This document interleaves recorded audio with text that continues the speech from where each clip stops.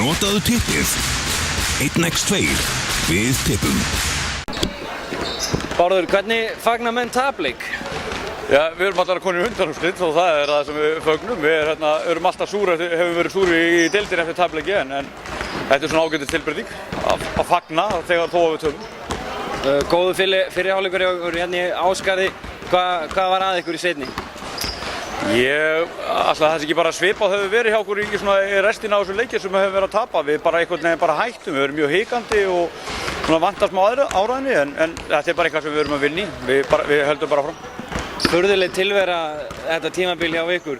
Engin sigur í deild og taplausir í þessari keppni. Hvað veldur?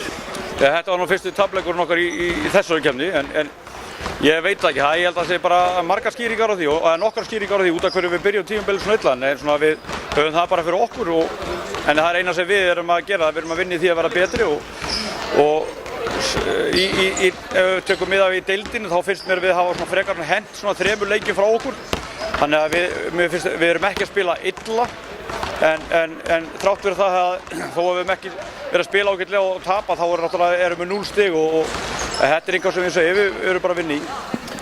Eitt af lokum Bárður, þið eru með 3 stiga skiptu í meðslum Friðrik Hreinsson, hver eru tíðindin honum?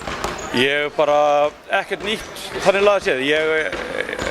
Hann var allavega mjög slæmur í gær þegar ég heyrði af honum en hann er svo sem ekki eini hjá okkur en hann er allavega, ég veit ekki nákvæmlega hver staðan er honum, hvernig hann kemur inn.